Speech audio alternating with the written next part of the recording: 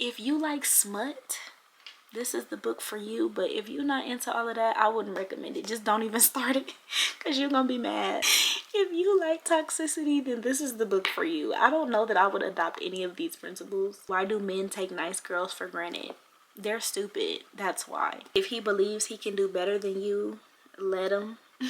That book helped me understand a lot about my dating life, about why I'm so attracted to the type of men that I'm attracted to. Yes, I just got real personal, but I'm telling you, that book helped me so much, y'all. Want your love all over me. I want you close to me. Yes, I do. Yes, I do. Come set my passions free. Hey y'all, this is my 2024 reading wrapped. Got a little bit of everything. You got a little bit of romance, you got a little bit of Christian faith-based, you got a little bit of dating. So let's jump right into it. I read 17 books in 2024. These are all the ones that I have in the physical because in 2024 we did get Kindle Unlimited, and I'm gonna tell y'all my thoughts on that later. We're gonna start out faith-based. Praise the Lord. This book is called Dangerous Prayers. It's by Craig Groeschel. 10 out of 10 out of 10 out of 10. I cannot speak highly enough of this book. This book really did change the way that I think about prayer. Basically, the 3 dangerous prayers: break me, send me, and show me. Break me is easily, to me, the scariest one because, you know, when you go through things, that's when you really cling to God. Like when life is just hard and you know you can't do it on your own, like that's when you go to God. And he was basically saying, like, if you pray that prayer, it's kind of like singing Refiner by Maverick City. Like, I want to be tried by fire, purified, whatever you desire, Lord, here's my life. Like, I don't know about that prayer. I'm a little scared to pray that one. Send me is basically like allowing God to like just use you in the way that he wants to use you, whatever space he wants to use you in. Asking God, what can I do for you? Like, how can I serve somebody for you? Like, how can I be used for your glory? And search me is basically like asking God to search your heart, show you any way that you have in yourself that is offensive or unpleasing to him. Highly recommend. Next we have The Awe of God. So I'm still not finished with this. It's supposed to be read like a devotional. Like, you're not supposed to sit and read it all at once. You're supposed to read it like week by week. But from what I have read so far, I really like this book. He's basically talking about like how we as a society have lost the fear of God, which I agree we definitely have. If we were to respect God more, like a lot of the things that we do and say, except like, you know, we wouldn't have to deal with. Just like how the fear of God would keep you from doing certain things. Like my pastor was talking about how he's not loyal to his wife out of purely his love for his wife. Like he's loyal to his wife out of his fear of God, like his respect of God. And because he reveres his wife as a daughter of God, he's like, I can't play with her because this is God's creation and God ain't gonna play about her. Like he's not gonna play with his daughter. And it's just basic stuff like that. Like if we all had respect for God in that way, we wouldn't be out here robbing people. We wouldn't be out here committing murder.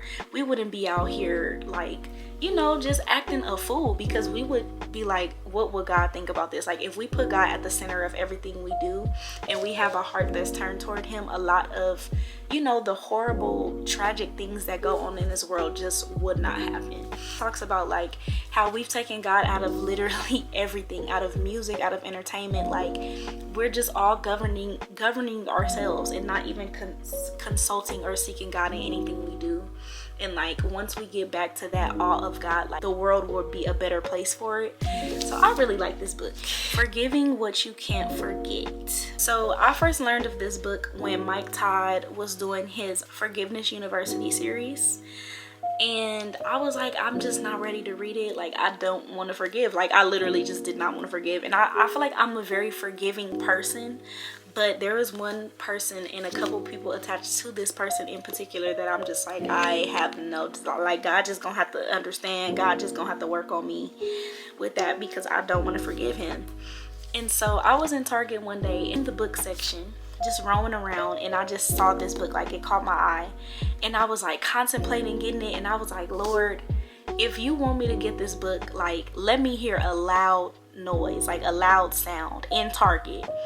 And next thing you know, somebody in the next aisle over just knocks something down, and it's like, and I was like, ugh, okay, I'm gonna get it. I read it. I will say that this book is really, really good. I would give it like a 8 out of 10. It gave me a lot of ideas about forgiveness, but I'm not sure that like I have 1000% forgiven, you know, the person. But I feel like it's a great tool. It talks a lot about like just the real and raw feelings of, you know, unforgiveness. Like, this person did something to me and they don't deserve my forgiveness. This person is not even sorry for what they did. You know, like, if they could do it all over again, they would. Like, you know, why should I forgive them if I'm still hurting? Like, if I'm still dealing with the effects of what this person did to me every day. And she just talks about like the real raw, honest like feelings of forgiveness. Like, she talked about how she had to forgive her dad for not being around during her childhood. She talks about how she had to forgive her husband for infidelity. She talks about like one time she was beefing with her friends, and like they were all out having fun, you know, they had all gotten into it, but they forgave each other and she didn't. And then she saw them all out having fun while she's sitting, you know, inside just by herself, holding all of these feelings inside. If you have to rekindle a relationship with that person again, like, does forgiveness mean rekindling? And I don't think that it does. It's heavy. It took me a minute to read it. I agree with everything that she's saying in here. It's just putting it into practice that's really, really hard. If you are struggling with unforgiveness, if somebody has done something to you and you don't know how you're gonna get past it, and you still feel like you hold those feelings inside, I would definitely recommend this book. It's really, really good. Now we can get into some fiction. Fast, girl. Fast by Millie Belazaire, I don't know how to say her name. Favorite book of 2024. Easily, hands down. This book broke my heart and then put it back together in the most beautiful way. If you want a book that is going to have you in tears, like rip you to shreds, this is the book for you. This book is about a girl named Caprice. So she moves out of state to go live with her grandma and her uncle. And her uncle is abusive. And I would say trigger warnings for SA here. She deals with that at a very, very young age by a family member. And she just does not have the support that she needs. Is pretty much just unwanted in her home, like, and there's nobody else to care for her at such a young age. And like, she just has these triggers now. And so this little boy who lives across the street from her grandma has always just terror of her. Like, he saw you know, how she would be at school and just like how quiet she was, and he just kind of had a soft spot in his heart for her and just wanted to look after her and make sure she was okay. And that becomes like her best friend. Does not play about school. She makes sure that she's doing good in school so that she can get up out of that house. And she goes off, they go their separate ways, but life and God brings them back together. And it's just a beautiful story. Like, I don't want to give too much away, but it was so good. Like, the themes in here are so mature, especially for an 8-year-old girl, a 16-year-old girl to have to deal with. And then just seeing how much he cared for her. Like, their life at the end is so beautiful. And at the end of this, you just see her living this like successful life with this man who has cared for her since she was a kid. And like, it's just so beautiful. Like, the things that he does for her, the lengths that he's willing to go to protect her from her own family. Like, he do not play about her. Like, he was willing to risk it all about her, and that's what I love. Like, it was so good. I cannot speak highly enough of this book. 10s across the board. Like, this might be my favorite book I've read from last 2023 and 2024. Like, nothing is beating Fast for me. She did that. Next, we have This Could Be Us by Miss Kennedy Ryan. How this is the follow-up to Before I Let Go, which I read in 2023. Y'all can see that in my last wrap-up. This is the second book in that series, and the third one is coming out this year. This one was Soledad's story. We saw Soledad in Before I Let Go as Yasmin, the main character's best friend. This one follows Soledad's marriage to Edward, which is a white man. He's a horrible husband. He's toxic as heck. We kind of saw in the last book that Soledad just wasn't happy within her marriage, and here we see why. Like, he talks down to her a lot. He just gets too comfortable with her. Like, she's not enough for him anymore. They've been together for years, and he's just tired of her, and he makes sure that he shows it. And he also turns out to be a crook and a fraud, and he gets himself into a lot of legal trouble, causing her to kind of like step out of the stay-at-home mom and wife role and kind of hustle up and, you know, work on her own so that she's able to keep their assets that he put in jeopardy with his crimes. And she ends up meeting this guy that he works with, and he cannot stand this man. He always talking mess about the man at his job, the man at his job. And that ends up being Soledad, new man, you know. And his kids have autism, so there's that representation in there. It's a very slow burn. It's not my favorite. I did like Before I Let Go better. She's kind of going on this self-love journey, and she's like, look, I gotta focus on me. I gotta focus on my kids. Like, all of my time has been preoccupied with being a wife to this man who treated me horribly. Like, I need to pour some of that love back into myself so that I could show up for my 3 girls. One of them is a daddy's girl, like, to the core, and she takes it really, really hard. She's like having an attitude with her mom, kind of like how Deja was in the last book, like just being super hard on her mom, while the other 2 are kind of just like, you know, one of them is older, so the middle child is the daddy's girl. The oldest one is like, my dad is dumb, like I can't believe that he did this, and like she rocking with her mama, period. And then the smallest one, she kind of just has no opinion on the matter. Like, she's not taking mom or dad's side. She's just like living in her own little world, not really even understanding like the gravity of the situation. And so she has to keep going. Like, she can't break down, she can't stop. Like, she was very, very financially dependent on him, so you know, she's figuring it out, and she's pouring into her passions, and she's doing what she loves. And this man that she falls in love with, Judah, he's so patient with her. Like, he like, look, I'm gonna have you one day, but go on and do your little self-love journey and all of that. I'm gonna support you, your business, like whatever you need, I'm here for you. Like, girl, I got you. That man did never deserve you. Like, he was a good man, and he was patient and willing to wait on her. I left off in my last recap reading this book. Didn't really get through it just because, and I got so far into it, like I stopped reading it right here. Look how much I read versus how much I had left, and I just stopped reading it. Only because it was just a lot of like spirituality, like witchcrafty type of stuff, like voodoo stuff. And of course, like, they're from New Orleans, so that stuff is gonna be prevalent, but she's very like spiritual. But I will say that the book is really good, and I might actually finish it just because I'm so far into it. And like, now I think it shocked me just how much like voodoo was in it, but now that I know, I can go into it with like a spirit of defense, like with the armor of the Lord on. Like, okay, girl.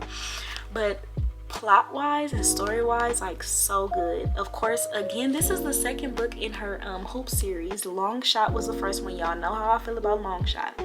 Long Shot is like one of my top 3, like literally top 3. I think Fast and Long Shot are neck and neck for me. I love like books that make you cry and like trauma-based books. I don't know. This one is about Lotus. She also experienced a trigger warning assault SA with one of her mom's boyfriends. Her mom is trash, dog. Like, her mom is terrible. She chose that man over her own daughter and knew what he was doing to her. She went to go live with her grandma, and her grandma passed away. Like, that was the grandma that raised both Lotus and Iris from the last book, so they're cousins. You know, she just has this like promiscuous journey because of her assault, and she's like sleeping around with all these men, and then she finally is like, I have to stop this. I want love. I want to settle down and find love. This isn't good. Like, it started for me at a very early age, and it's become just out of hand. So she takes a hiatus from men in general, and then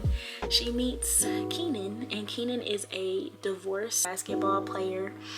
His ex-wife is on a reality show, like just dragging him, she cheated on him with one of his teammates, and she's like getting all this press from it. And then they have a daughter who's really struggling with their divorce. She just cannot accept the fact that her parents aren't together anymore. Like, it's just a whole bunch of stuff going on in this book. And the ex-wife still wants to be with him. She's dragging Lotus for even like dating him, like just mad disrespectful, just OD disrespectful. Of course, the ex-wife is white, so their daughter that's struggling with the divorce is mixed. She's having like a little identity crisis, like she don't know what to do with her hair. Her mama can't help her because her mama not black. It's just a whole bunch of stuff going on. This book is called Afterwards. It is by Nia Forrester. I did not like this book at all. I finished it, but I did not like it. To me, it was just written boring. Like, the storyline itself was so intriguing for the way that it was written. I'll say that. So it's about this, think of like Diddy, right? Like this major music mogul, this record deal owner, like just this mogul in the music industry. All these baby mamas and all these kids that he just don't take care of. Like, his kids cannot stand him. They don't even acknowledge him. They only call when they need money. He don't get along with none of the baby mamas. One of them is ghetto, like she don't care about going up on him. The other one is more like timid and shy, like she just lets him walk all over her. And then he meets this girl within, like, a friend of one of his friends, and he likes her, but he's so rude to her, and they end up doing the do, and then she just gets pregnant on a one night little thing with him. He's just a trash individual. He never really becomes likable. Like, he kind of just throws his money around at people, and even I just feel like there was no real connection between them. I was like, how can you even like him? Like, what is he doing to make you like him? Like, he had ended up trying to build a relationship with his daughter, and she was more like, you know, clinging to the daughter than he was. It was just, I just didn't like it. I would not recommend this book. I would probably, I don't know, I'll probably give it like a 4 out of 10, and a 4 is probably being generous. Next, we have Restore Me by J.L. Seekers. I did not finish this book, and I was so close. Like, I be giving these books chances, y'all. Like, I read all of this and then just left this. This book is so popular on BookTok. Every black BookTok girl is going to recommend you this book. Don't be mad at me. Hear me out. My issue with this book is the storyline is fantastic. Like, the concept of the story is great, but to me it's overly sexual. Like, overly sexual. You can't even get through the story because it's so much sex happening. So Sloane is the main character. She's married to Eric. Eric and Dominic are best friends. Eric passes away in the car accident, and Sloane and Dominic end up falling in love. When Eric and Sloane were married, Dominic could not stand Sloane, but it was because all this time he really wanted her for himself, and he was like, that's my boy's girl. Like, I cannot have feelings for her, so I'm gonna just be mean to her, act like she don't exist. Like, and it's not like Martin and Pam mean, like he's joking on her. It's like, no, I really cannot stand you. Like, she was always wondering, like, why don't he like me? Why don't he like me? And apparently in college they had a little thing for each other, but not for each other, but they met at a party one night in college. She was sloppy drunk, and Dominic took really good care of her. He left his contact information for her, but she never called. So all along, Dominic really had Sloane first, but she just ended up with his bestie, and he never said anything about it. But she ends up being like, after all these years of her husband being gone, she's like, dang, I haven't had sex, and I'm really starting to have those needs again. Like, I just want somebody to fulfill those needs, and she ends up finding him to fulfill them. And like, her and her mom don't have a good relationship. Her mom wants her to like remarry. She never really cared for Eric. She thought that Eric just wasn't rich enough. Like her dad got money and her mom is just like feeling like she should be like, her mom is elitist and classist basically. Like she wants her to be with a baller. Like she has an idea of Sloane's life that she projects onto Sloane, and so they just don't really get along. Like I was hoping to get more intel into that, but it's just them hunching like rabbits all day, and I'm just like, okay, enough. Like I can't. Sloane and Eric's sister, which is basically her sister-in-law still, and Eric's family, like even Eric's mom, her family-in-law, she's still really close to them. And so it's like, dang, what are they gonna think when they find out I'm messing with his best friend? Like they're all still super close. Like the best friend is like, you know, another son or another brother to them.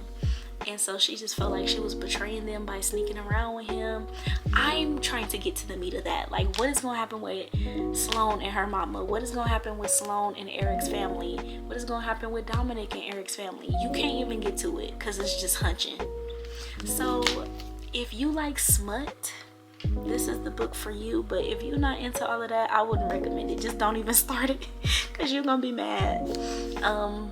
From what I read, I would give it maybe like a 6 out of 10. The last book that I have in the physical is called Why Men Love Bitches by Sherry Argov. So think like 48 Laws of Power type, like 48 Laws of Seduction, like that type of book. It's very manipulative and I kind of just read it like as a case study, like just to see what it was talking about. Not really looking for any real advice from it, and I think there are some things that I would take and some things that I would leave.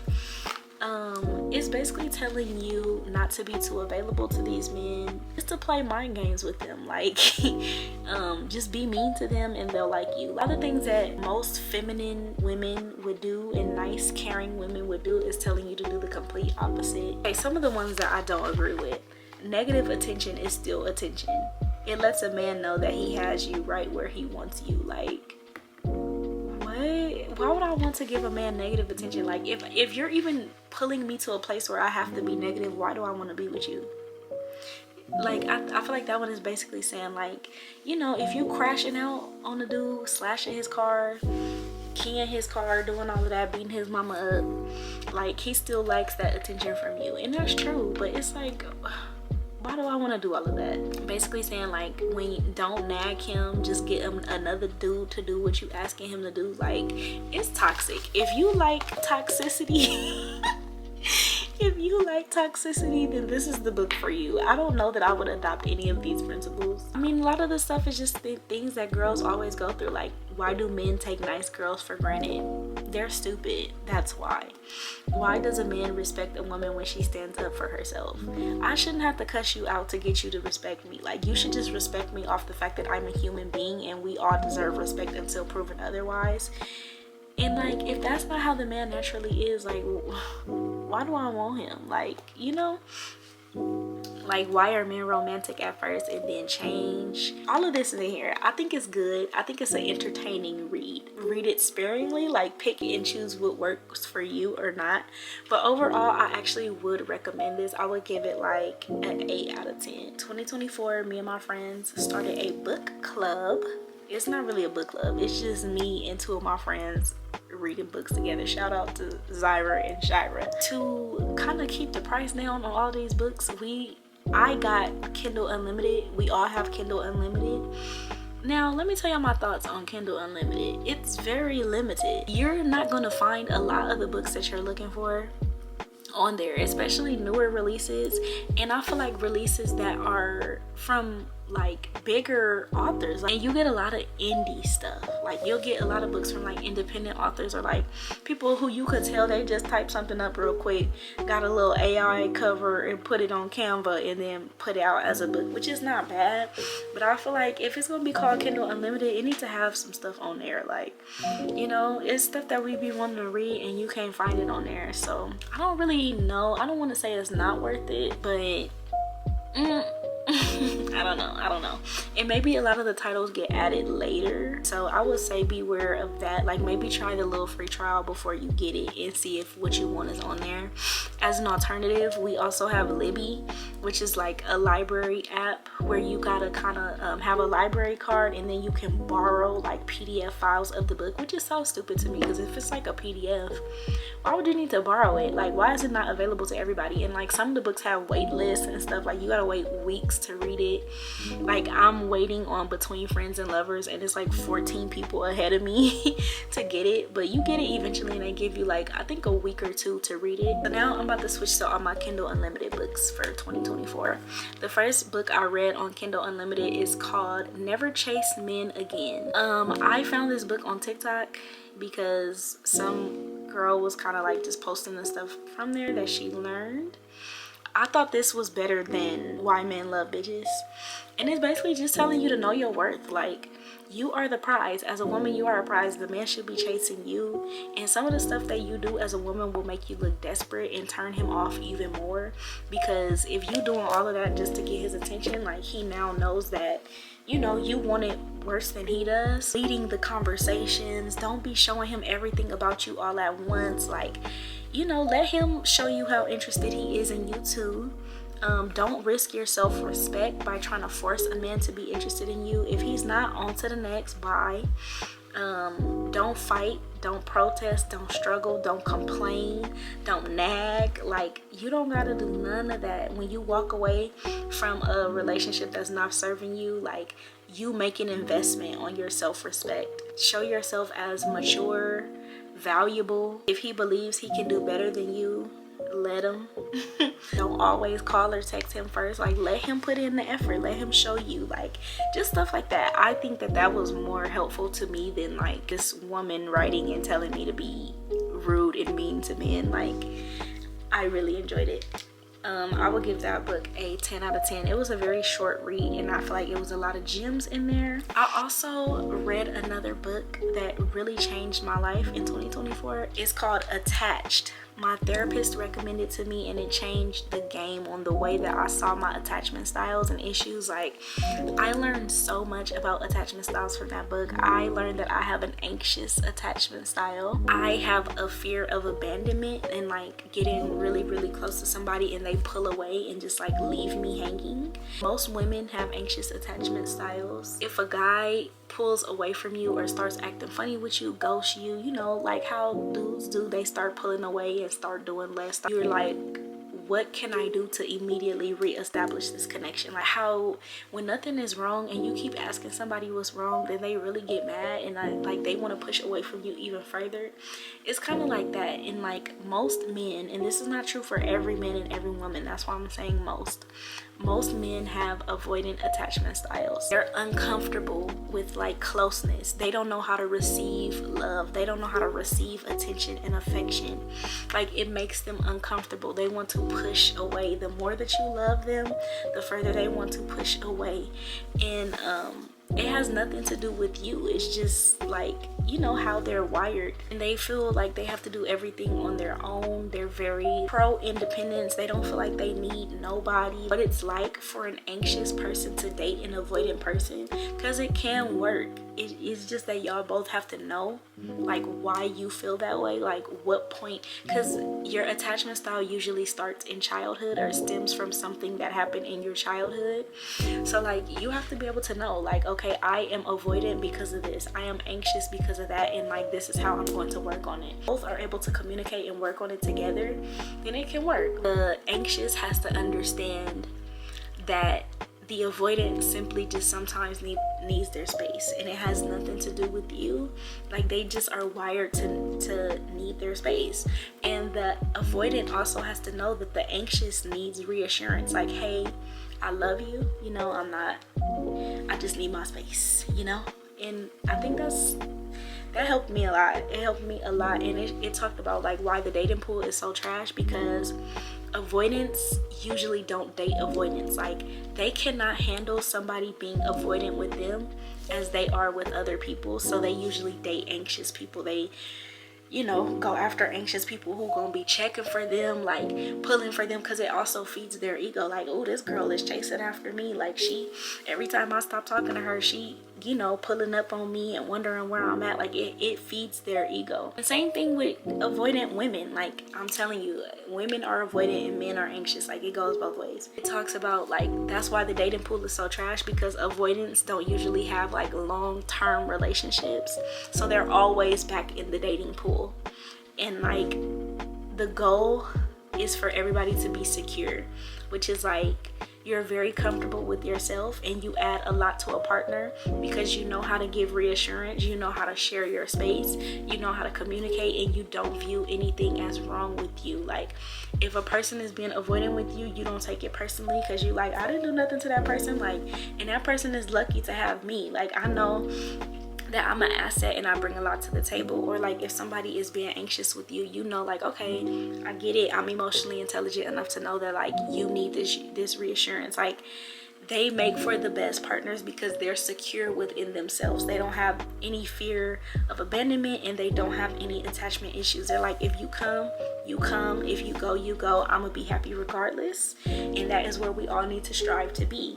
And those people are harder to find because they are usually in long lasting relationships. Like they're very commitment based and they'll be in relationships for years because they're just really good partners. So yeah, that book helped me understand a lot about my dating life, about why I'm so attracted to the type of men that I'm attracted to, about how to handle these avoidant men that I'll be talking to. Yeah, I haven't talked to some of them in a very, very long time, and I'm very secure in that. You get to a certain point of security, you don't let nobody play in your face like that. Like you're not finna go weeks without talking to me and then just come back around and I'm supposed to be okay with it and accepting you back. No, like no, that's not how it works. It really did. It really did. Like I look at it so differently now. Like I used to be like, oh my god, like why isn't he talking to me? Like what did I do? Why am I not good enough? Like he must like somebody else, he must think that this girl is better than me. And now I'll be like, okay, like it is what it is, because they always come back. And this time when they come back, it's like, be cool, it's no hard feelings, it's no beef, but don't ever think that you're just gonna be able to like come and go as you please, because this don't run like that. I have it in the physical, and I strongly urge you to, 10 out of 10 by the way, if you couldn't tell, but I strongly urge you to pick that book up if you are wondering just how you can better your dating and relationship skills. Why Men Love Bitches, Never Chase Men Again, and Attached were like my dating self-help books. We're going back to fiction now. So on Kindle, I read Losing Control by Lady Nisha. This book is very ghetto. Like it's so ghetto. If you love urban fiction, this book is for you. It's about a rapper who falls in love with this girl who owns her own like herbal tea business. She's very earthy, she's very holistic type of girl. She has a lot of family issues. Her and her mom don't get along at all. She kind of just out here on her own. It's just her and her sister. Her sister is married though with a child, so her sister already has this like established life. The rapper, his name is Caesar, he takes an interest in her because all these other girls are just like hoes, just like throwing themselves at him, giving it up to him whenever he wants, like letting him walk all over them, you know, just being groupies, like just so intrigued with his lifestyle and just trying to latch on to him because of who he is and what he has. As to where this girl Marley is like, nigga, I don't care about you. Like I do not care that you're a rapper. Get away from me. Like don't talk to me, and don't think that you finna just treat me any old kind of way because you are who you are. Like I don't care about that. And I think that draws him to her. They both have very traumatic family trauma, family dynamics. So Caesar's mom was in an abusive relationship with Caesar's dad, and Caesar's dad kind of just like up and left them. He would beat them, and just like they had to flee and run to a shelter. And his dad was in prison, so all of a sudden he's getting out, and his son is this big rapper, and he's like trying to extort him and the mom for money. Like it's a mess. Like his whole family dynamic is a mess, and with her family dynamic also being a mess, I think their trauma kind of just like bonds them together, and they're really there for each other. I would rate that book. The banter in it is hilarious. Like the commentary is so funny. I would rate it like an 8 out of 10. Like, I think it's a really good book. I even was able to get past how ghetto it was. So yeah, not my favorite, but really good. A Worthy Love, top 3. Immediately top 3. I love this book so bad. I didn't even really have like high hopes for it, because the first book I read in this series was All I Wanted, All I Needed, which is a book that I talked about in my last reading wrap up. And that one was just okay to me. Like, it was good. It was a nice little palate cleanser read. But A Worthy Love, baby, locked in. And I think it ministered to my spirit a little bit more, because it was just about this girl like finding her self-worth, like, you know, just feeling so inadequate, feeling like she's not enough, and like she's never really experienced true love. And I feel like I used to feel like that as well. Finally, like, giving this guy and her friend group a chance. Not that he was like pining after her. He was kind of a butthole, because he got money and he's very handsome. He could have any girl that he wants, you know. But they finally just take a chance on each other, and it is the best thing they could have ever done. The main character's name is Marissa, and she comes from a family where she's had to like put everybody on her back. She has 2 younger siblings. Her mom and her dad left them when she was just a teenager, and so she's always been the oldest sibling who's helping her mom like pay bills and keep a roof over her and the kids' head, and, you know, like clothe the kids, pay for their school activities. Like, she had to take on a very adult role as a teenager. Always been taking care of everybody else, but never really had time to like prioritize and take care of herself. And her relationship with her mom becomes very like money based. Really only calls Marissa when she needs something. Like, you know, they don't have that mother-daughter like bond unless she's asking for something with her hand out. And Marissa just gets tired of that. Asher, he comes from this very like affluent family. They have all this money. They have like an architectural business, so he got money on, and he's like, let me take care of you. Like, you don't have to hold everything on your own. You don't have to bear the brunt of life alone. Like, I got you. And she just feels like she doesn't deserve him. She ends up like dealing with this married man, and it's just a lot. Like, she's done some things that make her feel like she doesn't deserve love, and he's like, girl, I don't care about none of that. Like, I'm here for you regardless. And like, just to see her being loved like that by a rich 8-figure, that's my type. Like, it was nice. It was very nice. 10 out of 10 out of 10. Like, it is so good. And then Asher, like, he has problems with his mom. Like, his mom goes to jail. His dad was abusive, and like just a whole bunch of things that he keeps inside and that he doesn't normally share, but he opens up to her like never before. And they just really like bond and connect on a deep level, and like it eats 10 out of 10. Now we get into where we start with our book club. We pretty much rotate, like we all pick a different book every time we finish. So I started first. The book that I picked for us to read is A Love Song for Ricky Wilde by Tia Williams. This book was so weird. Like, it was not what I expected at all. It's set in, it's like dual timeline. Like, there's a story set in like 1920s Harlem, and it's just showing like how Black entertainers, like, you know, got their start in the music industry, and like this famous pianist. Then it jumps to the current day, which is with Ricky Wilde, and she is like outcast of her family. Like, all her sisters are so successful, and they follow after the family business, and they're married, and they just make their family so proud. And then it's her. She has her own dreams, her own aspirations. She don't want to be in a family business. They work in like the mortuary business, so she's like, that's not what I'm interested in, you know. And her mom is very like weird and drunk all the time and just obnoxious, but she still like wants her daughter to portray this level of class that she don't even really got. And her dad is kind of the only one that kind of got her back, but even he's still looking at her like, girl, what are you doing? And she don't know. She's just trying to figure it out. All she knows is that she loves flowers and that she wants to be a florist. And so she moves away from her family to like pursue her dreams of opening a flower shop. And she meets this older lady there that really takes to her and God kind of like takes her under her wing as like her granddaughter. And so she finds this like found family. She meets a friend out there who was a former childhood star, and then she meets this guy, and the guy is just being so weird. He's like, I can't be with you, like I really like you but I can't be with you, like there's a huge secret and you don't know why.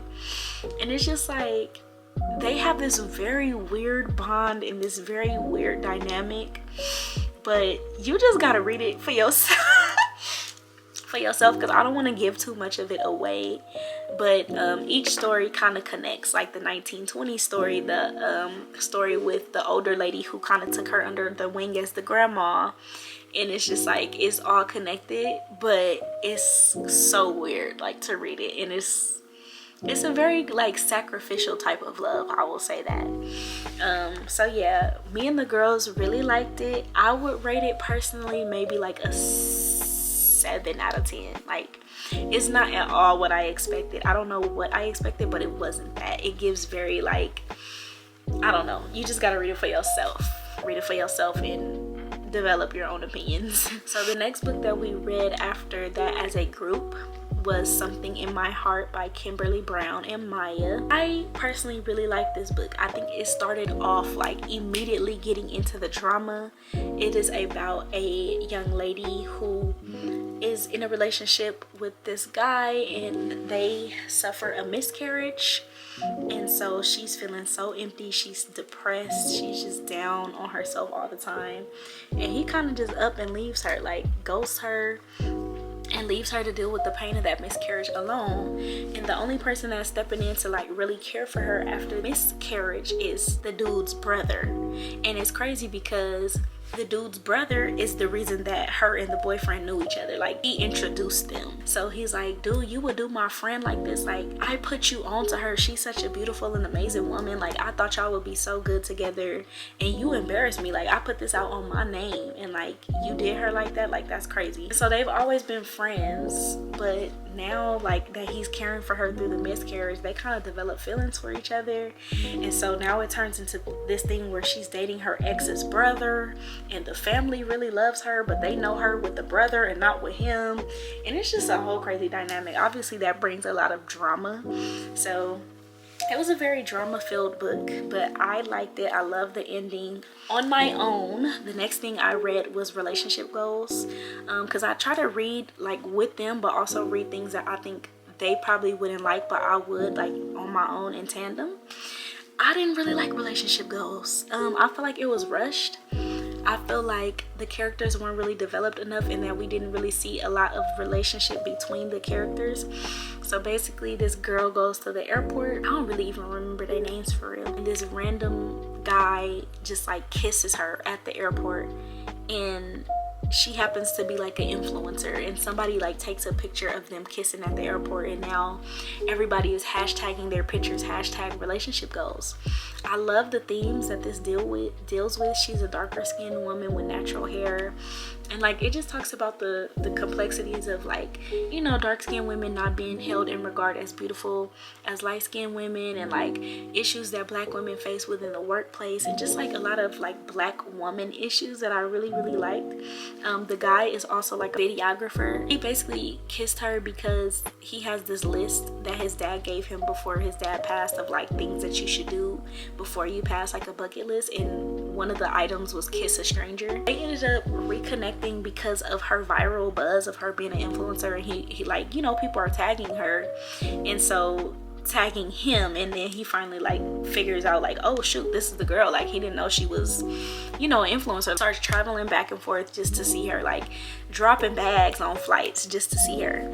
But he suffers from sickle cell, so he's like really sick, but he tries not to show it, and like a lot of the times he can't really be there and show up for her the way that he wants to because of his sickness. I feel like it was just rushed. Like I would have liked for it to be longer so we could really see how that relationship developed. He ended up working on like a film project for him that he really wanted to cross off his bucket list, but overall I would probably give it like a 5 out of 10 just because it's not that memorable. The next book that I read with them, with the girls, was Rhythms Blues, and this was Shira picked Something in My Heart.